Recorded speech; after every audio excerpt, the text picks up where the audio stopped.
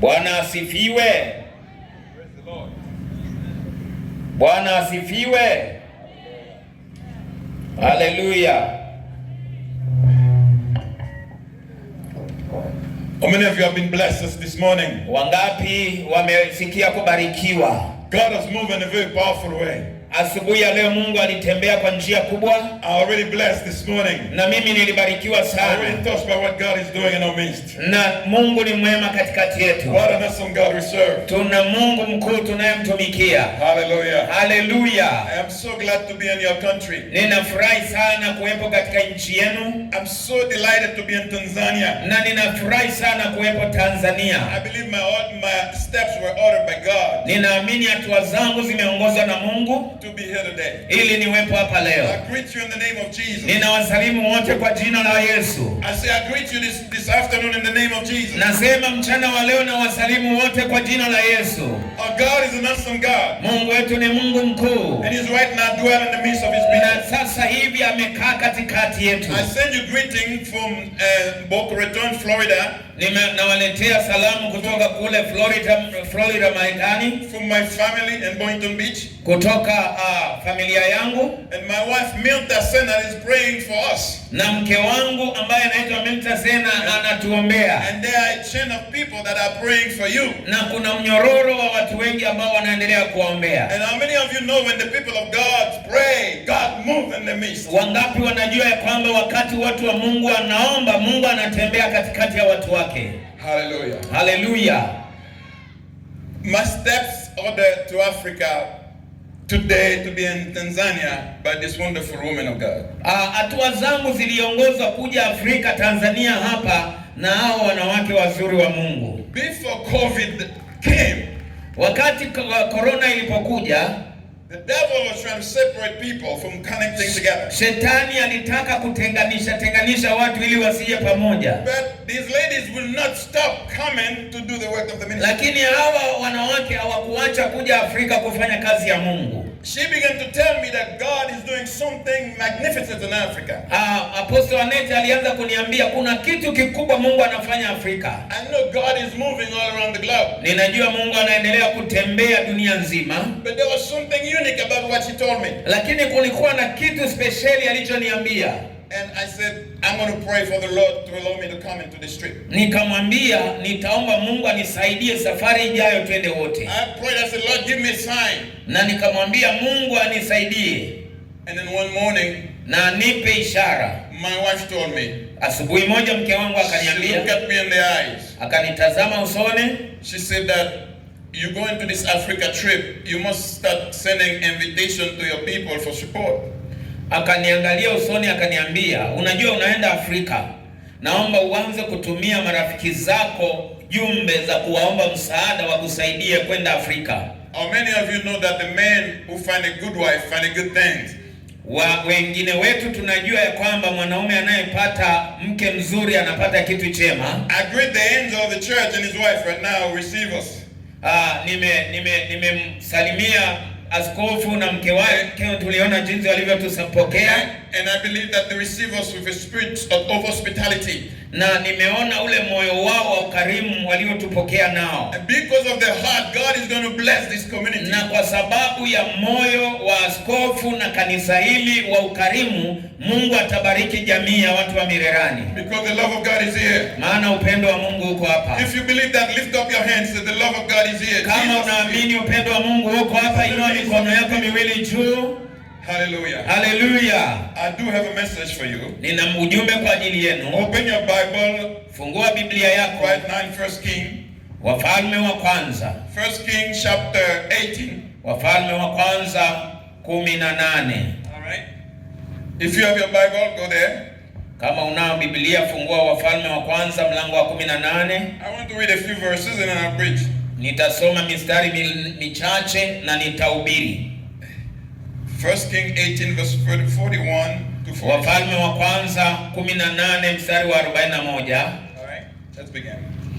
Tutasoma pale. Just bring it closer to yourself. Okay. Now Elijah said to Ahab, go up, eat and drink, for there is the son of abundance of rain. So Ahab went up to eat and drank, and Elijah went up to the top of Carmel. Then he bowed down on the ground and put his face between his knees. Na Eliya akamwambia Ahabu, aya, inuka ule unywe, kwani pana sauti ya mvua tele. Basi Ahabu akainuka ili ale na kunywa. Na Eliya akapanda juu mpaka kilele cha Karmeli, akasujudu kifudifudi, akainama uso mpaka magotini. And said to his servant, go up now, look toward the sea. So he went up and looked and said, there is nothing. And 7 times he said, go again. Akamwambia mtumishi wake, kwea sasa ukatazame upande wa bahari. Akakwea akatazama na kusema, hakuna kitu. Naye akanena, enenda tena mara 7. And it came to pass, ikawa mara ya 7, the 7th time, and he said, mara 7 akasema, there is a cloud as small as a man's hand rising out of the sea.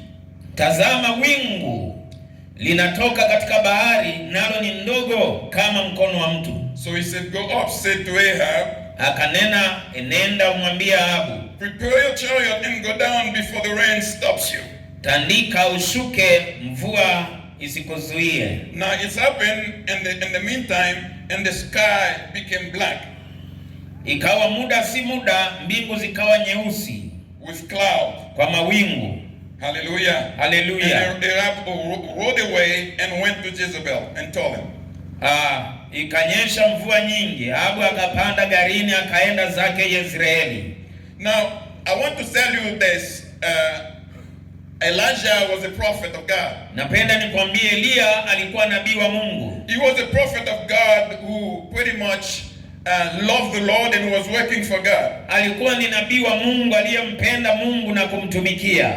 Then the people of God were moved away from what God was doing. Na watu wa Mungu wakamwacha Mungu wakaenda katika njia zao. Today I want you to know that God is a God who answers fire. Leo nataka nikwambie kwamba Mungu wetu ni Mungu anayejibu kwa moto. And he's a God who provides for his people. Na ni Mungu ambaye anawapa watu wake. Jehovah Jireh, Mungu mpeanaji, is his name. Yehova Yire ndiyo jina lake. Now in the first 5 verses of chapter 18, mistari ya kwanza 5 ya huo mlango wa 18, we notice there was no rain in the country for over 3.5 years. Tunajua hakukuwa na mvua katika ile nchi kwa muda wa miaka 3.5. The Bible said there was a drought over Israel. Biblia inasema kulikuwa na ukame juu ya Israeli. And the drought was so severe. Na ule ukame ulikuwa mkubwa mno. And it caused a great famine in Samaria. Na kwa sababu ya ule ukame uliokuwa Samaria, Ahab told Obadiah, his servant, the man in charge of his palace. Ahabu akamwambia Obadia ambaye alikuwa ni msimamizi wa watumishi wake, we must check every spring in the valley. Aende aangalie kila chemchemi kwenye mabonde in the land to see if we can find enough grass to save at least some of my horses and mules. Na angalie kama itapatikana hata nyasi ambayo inaweza ikaokoa farasi wachache wa mfalme. Or many of you know that where there is a drought, there will be famine. Wengi wanajua kukiwa na ukame kuna kuwepo na njaa. God said, out of our belly shall flow rivers of living water. Mungu anasema kutoka tumboni mwetu kutatoka vijito vya maji. And when we cease to feed ourselves with the word of God, na tunapoacha kujilisha neno la Mungu, when we stop or cease to seek the Holy Spirit, tunapoacha kumtafuta Roho Mtakatifu, there will be a dryness within us. Ndani yetu kunakuwa na ukame. In other words, we will not be able to function in the power of God. Kwa lugha nyingine hatutaweza kutenda kwa nguvu za Roho Mtakatifu. During that time the people were very disobedient. Kipindi hicho watu walikuwa wakaidi sana. They moved away from God. Wakamwacha Mungu. They were not listening to the thing of God. Hawakuwa wanamsikiliza Mungu. They were following Jezebel and all his false prophets. Walikuwa wanamfuata Yezebeli na manabii zake wa uongo. The Bible said, Biblia inasema that God spoke to his servant. Mungu akanena na mtumishi wake. So he asked him to go to him. Akamwambia amwendee.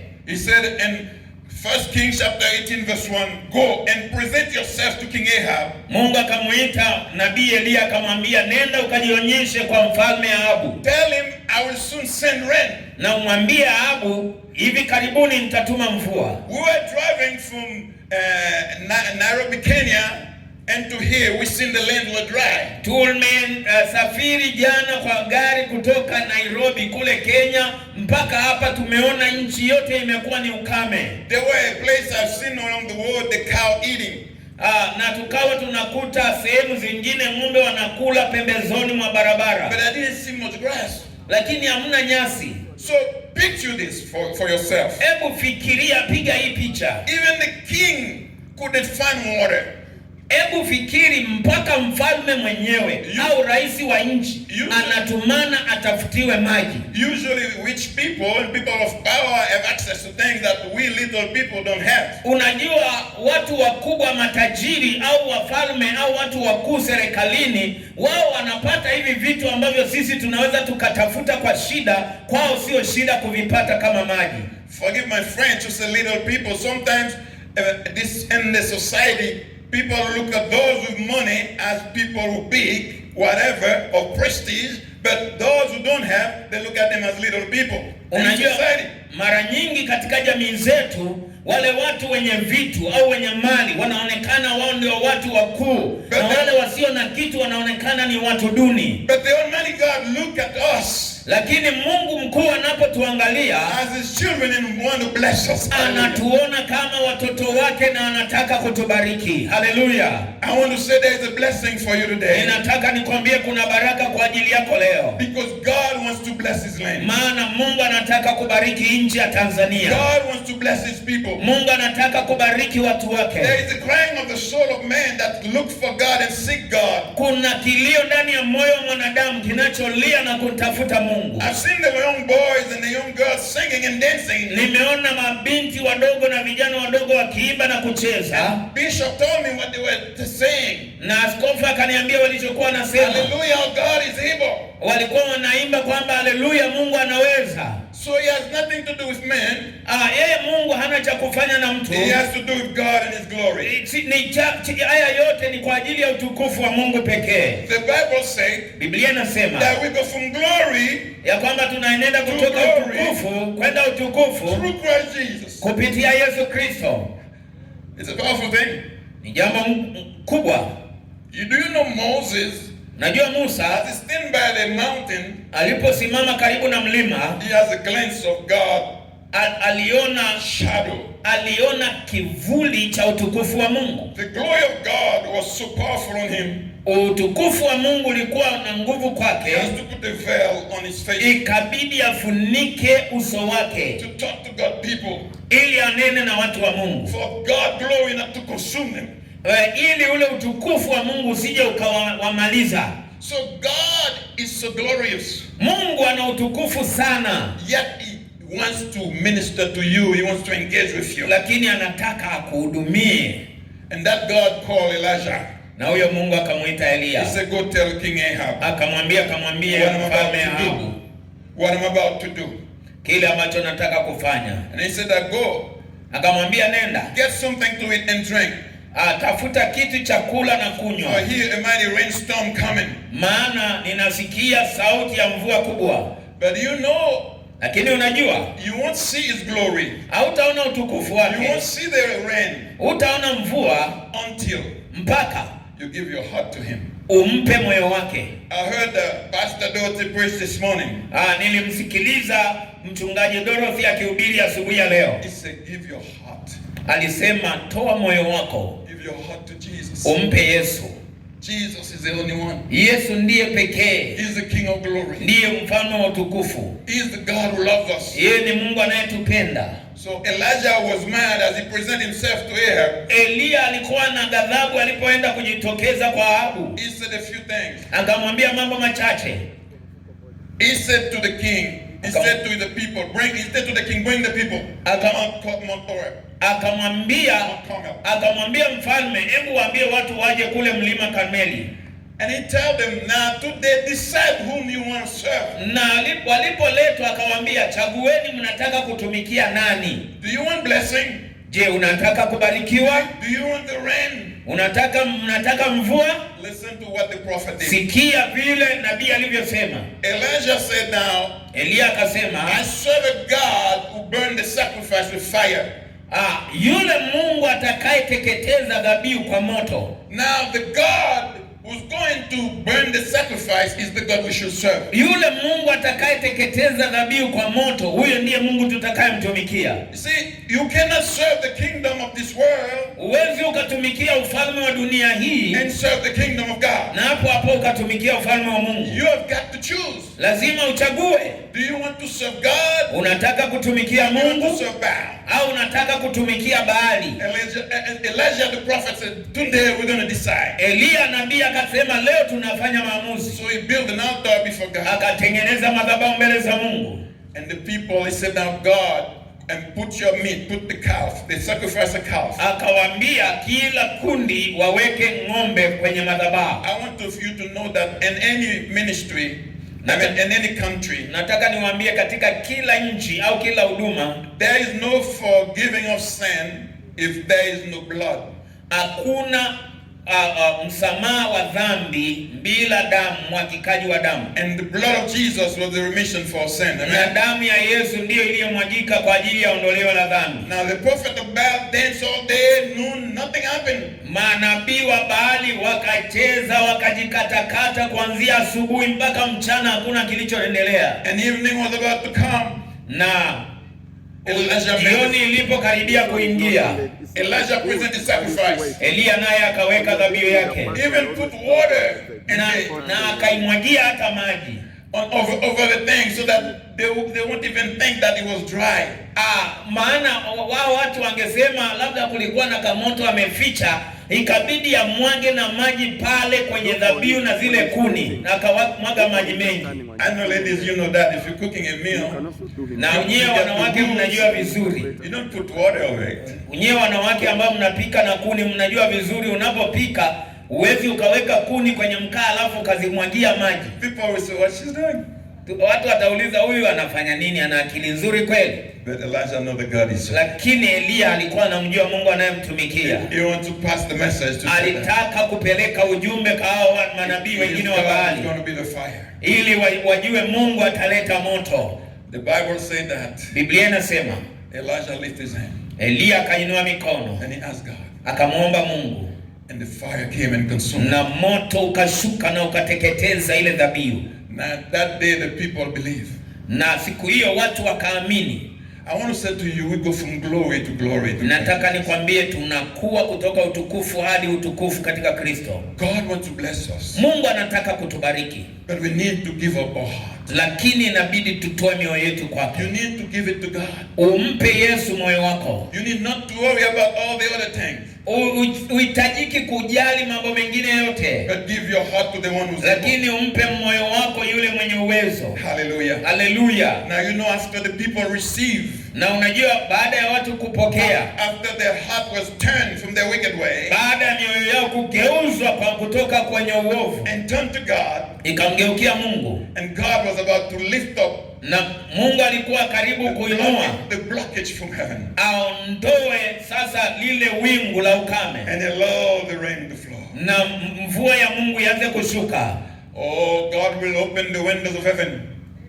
Mungu atafungua madirisha mbinguni. And pour his anointing upon you. Na atanyesha upako wake juu yako. How many of you know that God is able? Wangapi wanajua kwamba Mungu anaweza? Jesus said that. Yesu alisema, if you have the faith of the little children, mkiwa na imani kama watoto wadogo, I will bless you. Nitawabariki. In other words, they obey without much understanding. Kwa lugha nyingine, watoto wadogo hawahitaji ufahamu mwingi. Do you believe right now God will pour his anointing upon you right now? Wewe unaamini kwamba Mungu atamimina upako wake juu yako leo? The heavens are open. Mbingu zimefunguka. I said the heavens are open. Nasema mbingu zimefunguka. God wants to pour his anointing. Mungu anataka kumimina upako wake juu yako. You must present our body a living sacrifice. Lakini lazima utoe mwili wako kama dhabihu iliyo hai. How many of you want to say today I want to change from my way?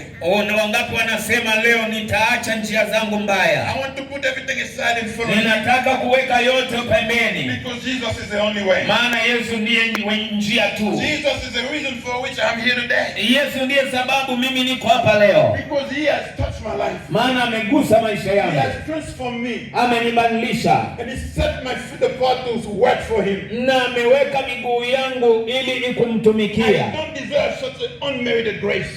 Mimi sikuhitaji kupokea neema kubwa hivi. From childhood he has chosen me to serve. Kutoka utotoni alinichagua ili nimtumikie. I want to say that God has a plan for each child here today. Napenda leo niwaambie kwamba Mungu ana mpango na kila mmoja aliyeko hapa. For the ladies here today. Mungu ana mpango na kila mwanamke aliyeko hapa leo. God has a plan for the men here today. Mungu ana mpango na kila mwanaume aliyeko hapa. It was by purpose God asked Elijah to bring the people on. Kwa kusudi lake Mungu alimwambia Elia walete watu mahali pamoja wakusanye. As they gather together, they're able to see what God can do. Na wakikusanyika pamoja wanaweza kuona yale Mungu anaweza kufanya. And as a leader together, I brought this congregation together and people from different places to come together. There is a purpose in this gathering. Kwa askofu kuwaita watu wote hawa kutoka maeneo mbalimbali kuja mahali hapa, kuna kusudi la Mungu la kutukusanya. I said there is purpose in this gathering. Nasema kuna kusudi kwenye kusanyiko hili. God wants to do something. Mungu anataka kufanya kitu. God wants to do something in your life. Mungu anataka kufanya kitu katika maisha yako. Something in my life. Mungu anataka kufanya kitu ndani yangu pia. All you need to do, put aside your indifference. Anachotaka ni uweke pembeni mambo yako ya tofauti. And say, yes Lord, I want to serve you. Na useme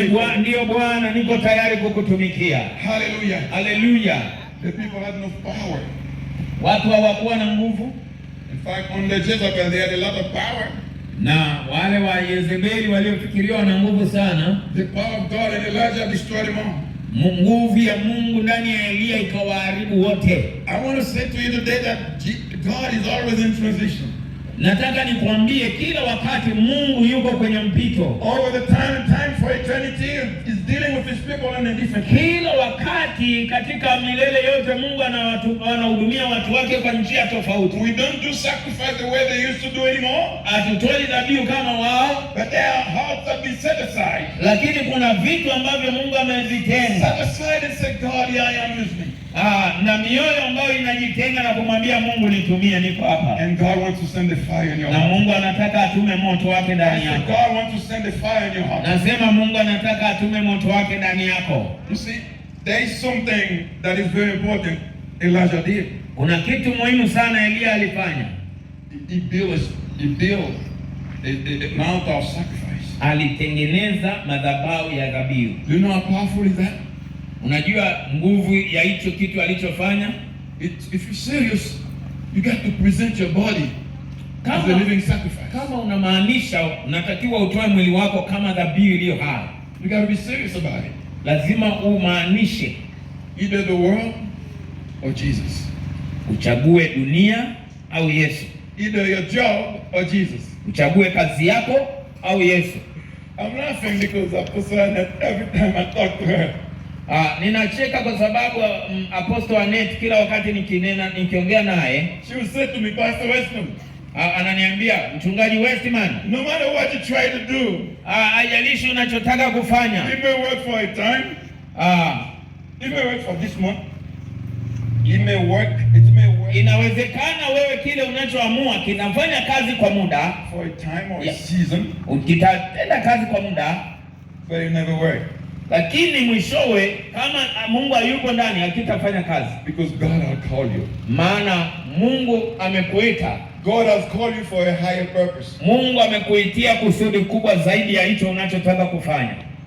I myself is learning. I am learning. Mimi nimekimbia. We are learning every day. Kila siku tunakimbia. Because of God has so much wisdom. Maana Mungu wetu ana hekima kubwa. I don't come to Africa to preach a great message. Mimi sikuja Afrika kuhubiri ujumbe mkubwa mno. There are many men I know in Africa that are great pastors. Nina wanaume wahubiri wengi Afrika ambao ni wahubiri wakubwa sana. By that I mean they got the mega churches. Haijalishi kwamba wana makanisa makubwa au madogo. Wengi au mamilioni ya watu. serving in the church. Na wengi wanatumika na wanafanya kazi ya Mungu. I know a particular pastor, a friend of mine who passed away called Tony Fernandez. He invited me to Miami Arena. This man was preaching. Ninamjua mchungaji mmoja ambaye ametokea mji wangu kule Marekani, alinikaribisha kule Miami wakati mhubiri mmoja alikuwa anahubiri. This guy struck me in such a way. Huyu mhubiri alinigusa kwa namna ya pekee sana. In a profound way. Na kwa njia kubwa. He preached the gospel with the flag of his country in his arm. Huwa yeye anahubiri injili akiwa amejifunga kitambaa ambacho ni bendera ya nchi yake mkononi. Yeah, this man has boldness. I think it's the boldness of Elijah. Ana ujasiri kama wa Elia. He said, my country for Jesus. Anasema nchi yangu ni kwa ajili ya Yesu. Jesus can save my country. Anasema ni Yesu anayeweza kuokoa nchi yangu. Jesus can transform the political spectrum. Ni Yesu anayeweza kubadilisha hali ya kisiasa ya nchi yangu. Only Jesus can change the hearts of the youth, the hearts of the adults. Ni Yesu tu anayeweza kubadilisha mioyo ya vijana na ya watu wazima. That showdown was for the purpose of the showdown with Elijah and the bad prophet was about the heart of the people. Lile onyesho ambalo Elia alifanya kati ya yeye na wale manabii wa Baali lilikuwa ni kwa ajili ya watu waone. God wants your heart today. Mungu anataka moyo wako leo. And he's pouring out his spirit. Naye anamimina roho wake. He said in the last day I will pour out his spirit upon you. Anasema siku za mwisho nitamimina roho wangu. I never want to be a pastor. Na kila mmoja. My dad was a pastor. Baba yangu alikuwa mchungaji. Not because I had anything against serving the Lord. Mimi sio kwamba nilikuwa nachukia kutumikia, but I was afraid of this commitment. Lakini mimi nilikuwa naogopa sana uchungaji. Because serving the Lord, you have to obey. Maana niliona kwa baba yangu kumbe kutumikia Mungu unahitaji kutii Mungu sana. When I came to the US at age 21, nilipofika kule Marekani nikiwa kijana wa miaka 21, pretty much similar with the testimony of my sister, nikaangalia shuhuda za dada yangu. I moved away from the plan of God. Na mimi pia nilipofika Marekani nikamwacha Mungu. But God had a plan. Na Mungu alikuwa na makusudi na mimi. And one day he touched my heart. Siku moja akagusa moyo wangu. I was about to go to the nightclub that day. Siku hiyo nilikuwa ninaenda kwenye klabu ya usiku. My wife saw me getting dressed. Mke wangu akaona nimevaa. She said, where are you going? Akaniuliza, mpenzi unaenda wapi? I said, I'm going to be with my friends. Nikamwambia mimi naenda kule ninapokutanaga na marafiki zangu. We're going out. Tunaenda nje. She said, okay. Akaniambia sawa. She's been praying. Kumbe yeye amekuwa akiniombea. She's been praying for the sacrifice. Alikuwa anaombea hii dhabihu. She's been praying for me to yield my heart unto God. Alikuwa ananiombea ili nitoe moyo wangu kwa Mungu. For my heart to become that altar. Ili moyo wangu uwe madhabahu. Whereas the glory of God can shine. Mahali utukufu wa Mungu unaweza kutua na kuangaza. And expose my dirtiness. Na kudhihirisha uchafu wangu. Then I finished with my spray and then I got to leave. Nikamaliza nikajipiga spray yangu na niko tayari kuondoka. I was combing my hair in the mirror.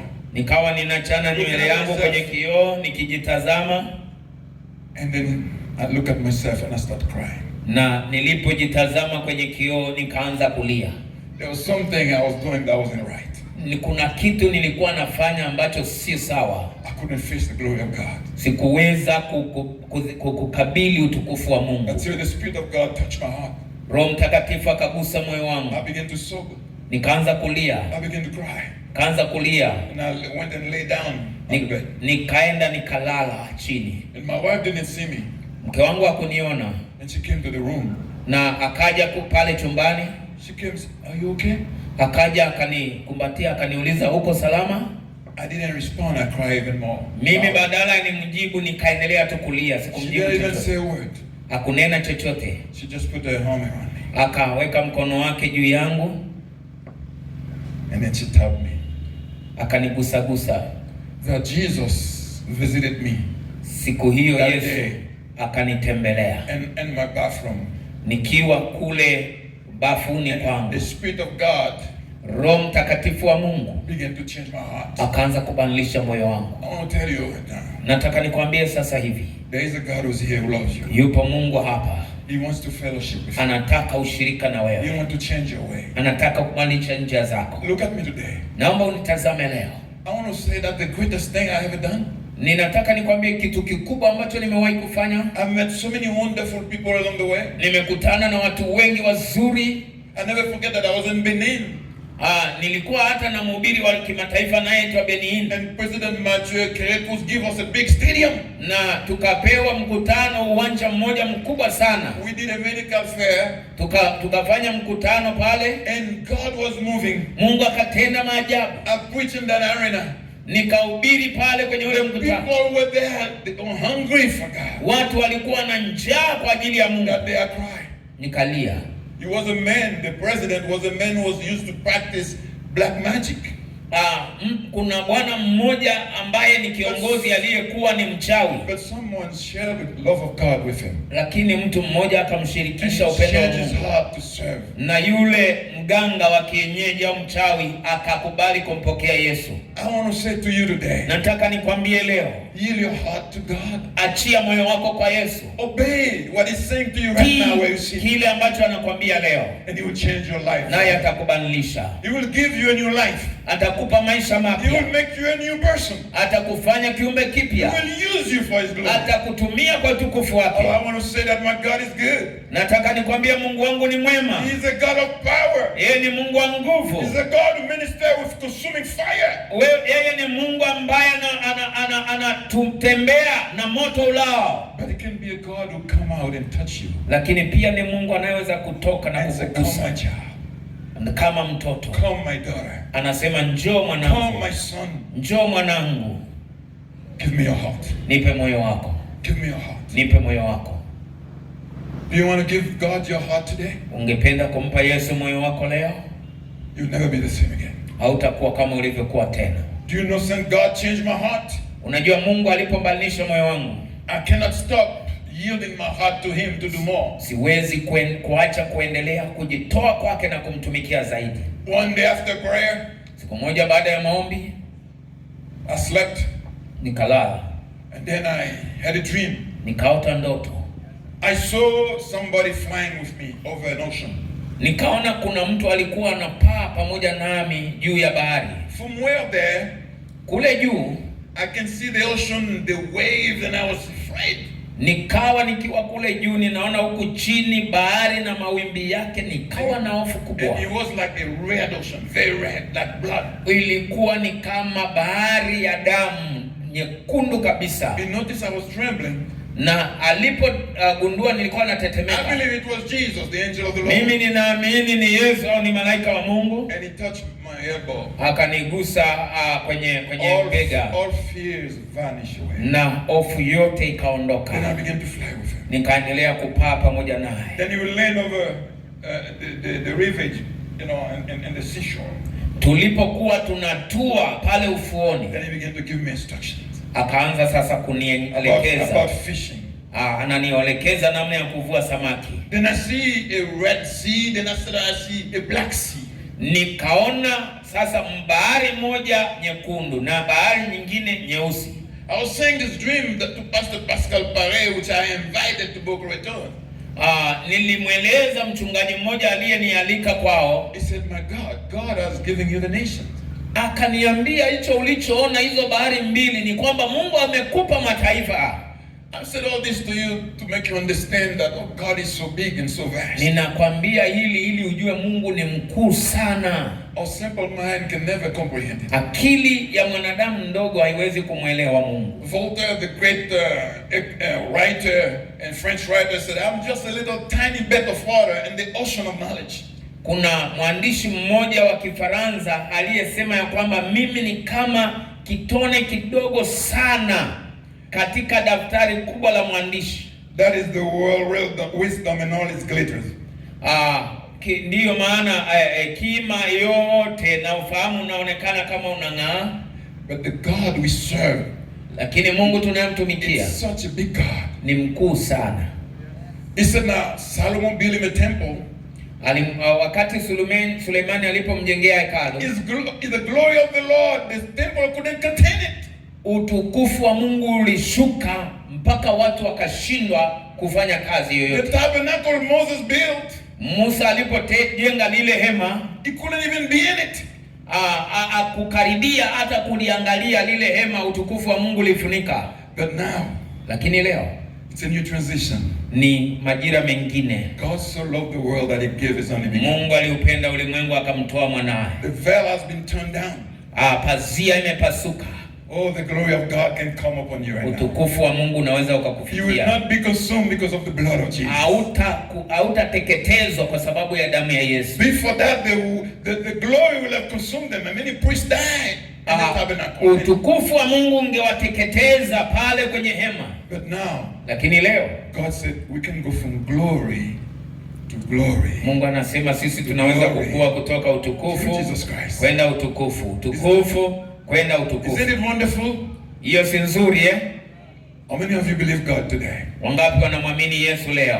How many of you believe? Stand on your feet right now. Stand on your feet. Naomba usimame, kila mmoja tusimame. Kila mmoja simame kwa miguu.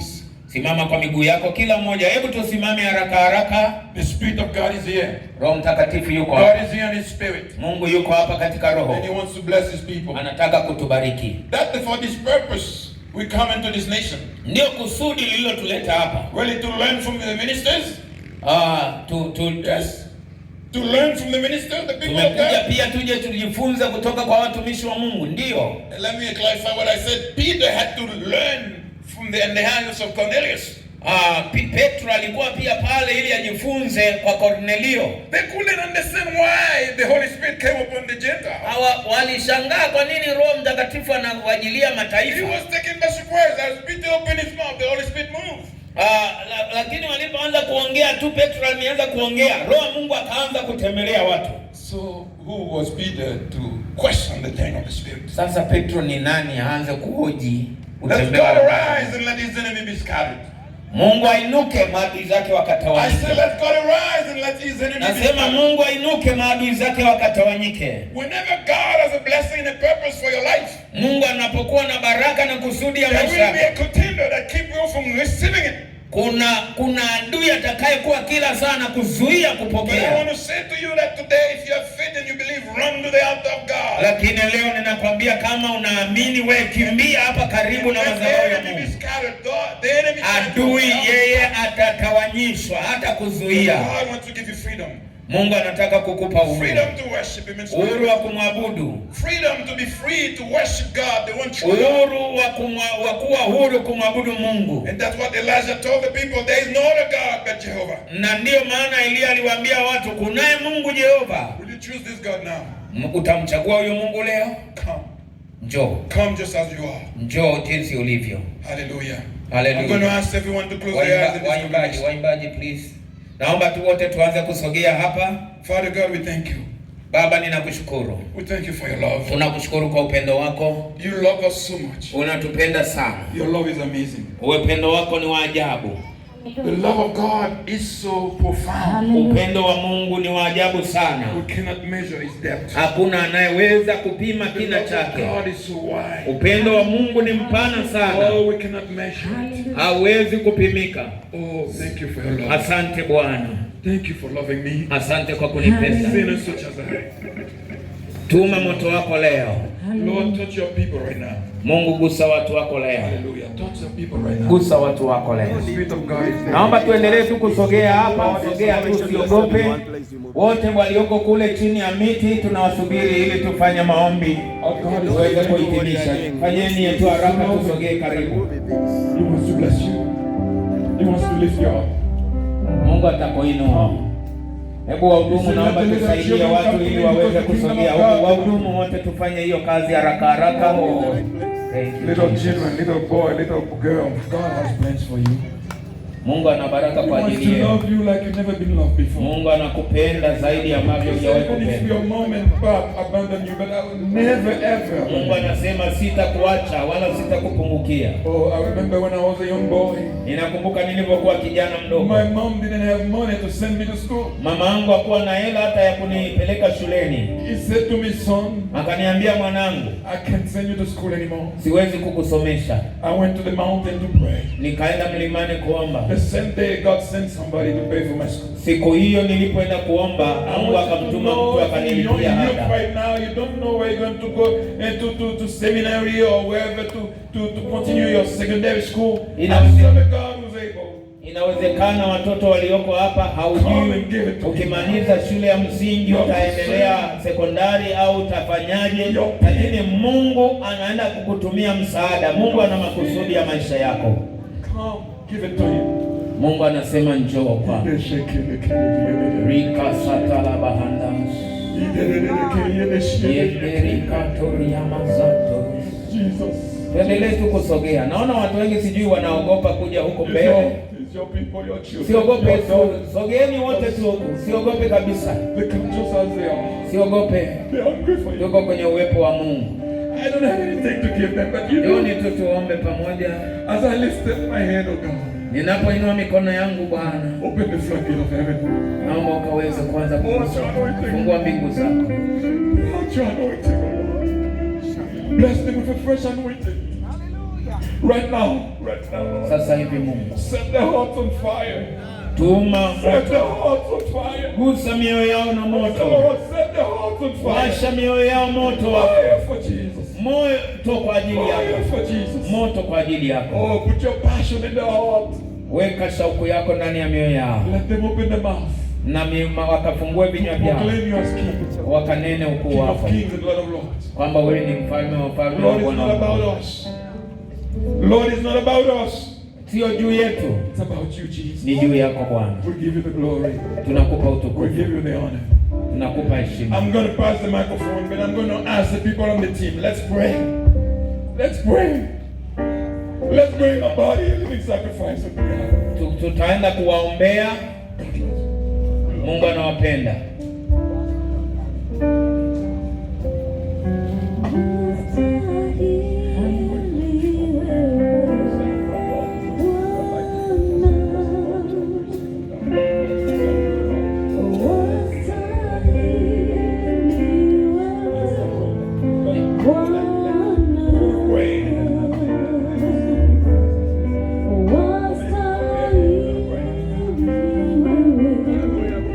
Wow.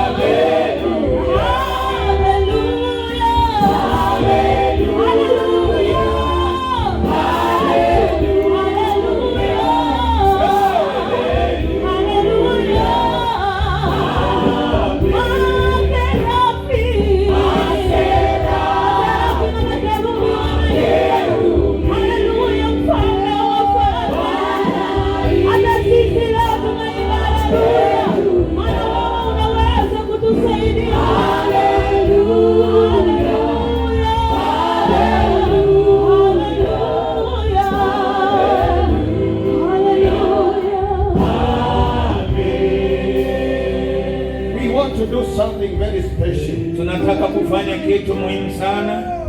The Bible says that Elijah built an altar. Biblia inasema Elia akajenga madhabahu. We have created an altar for him. Tumemuinulia Mungu madhabahu. But he also wants our bodies. Naye anahitaji miili yetu. That we give as a living sacrifice. Ili tuitoe kama dhabihu iliyo hai. I request the kids to go back. Ninauliza watoto wanaweza wakapita huko. So that all those today, watoto ambao ninajua wote mmeshaombewa, all those today upande huu, ili wale wengine turudi nyuma tu kidogo.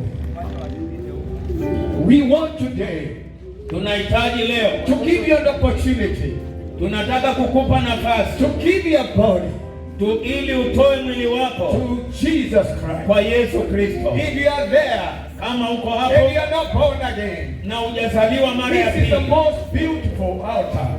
Hii ni madhabahu nzuri sana. You can bring your body, unaweza ukaleta mwili wako, give your life to Jesus Christ, na ukampa Yesu maisha yako. This is the best thing today. Hii ni baraka leo that you can do to your life. Unaweza Jesus, unasema Yesu, come to my life, ingia ndani yangu. I want to be a living sacrifice. Leo nataka kuwa dhabihu iliyo hai. Uko hapo? Naomba tufumbe tu macho yetu kila mmoja. Kama ungependa kutoa maisha yako kwa Yesu kuokoka, naomba nikuruhusu usogee hapa mbele. Wewe ambaye unataka kuokoka, sogea hapa mbele. Sogea tu hapa. Asante Yesu. Naona watu wanaendelea kuja. Sogea tu. Unahitaji kumpa Yesu maisha yako, usiogope. Njoo tu jinsi ulivyo. Njoo tu jinsi ulivyo. Njoo tu jinsi ulivyo. I did this in 1996. Mimi nilimpa Yesu maisha yangu mwaka 1996. Nilikuwa mlevi. I was lost. Nilikuwa nimepotea. I had a family. Nilikuwa na familia. I was useless. Lakini nilikuwa sina thamani. 1996. Lakini mwaka 1996 nikasema, I want to invite you. Ninataka nikukaribishe wonderful moment. Ili wakati huu, today by the grace of God, kwa neema ya Mungu, I sit with President Ruto. Leo hii kwa neema ya Mungu huwa ninakaa na rais wa Kenya. I normally go to State House to pray with him. Huwa ninaenda ikulu kumwombea rais. A man who did not have hope. Mtu asiyekuwa na matumaini kama mimi. But coming to know the knowledge of God. Lakini nilipokuja kujua neema ya Mungu, I am going to appear before King. Leo ninatembelea wafalme. Come today. Leo give your body. toa mwili wako. You will never be ashamed. Hautaaibika. You will never be ashamed. Hautaaibika. Children, is there anybody who would like to receive the Lord? Kuna mmoja ambaye mwingine anapenda kumpa Yesu maisha yao. I don't look at them as children. Hata kwa wao wanafunzi, kama hujaokoka ungependa kumpa Yesu maisha, Come here today. tunakuruhusu njoo. Come here running today. Na huku wengine Come walioko here hapa, running today. njoo mbele za Bwana. Run to Jesus. Kimbilie Yesu. Run to Jesus. Kimbilie Yesu. Run to Jesus tonight. Kimbilie Yesu. Run to Jesus. Kimbilie Yesu. I say we close our eyes. It helps. Nimesema tu It helps to pray when it's an altar call. Inasaidia. As I allow this man to kneel down, nitawaruhusu hawa watatu waliokuja hapa mbele wapige magoti. Magoti mbele za Bwana. Kuna wengine wanakuja, wewe njoo, usiogope. Usiogope, njoo. Haleluya.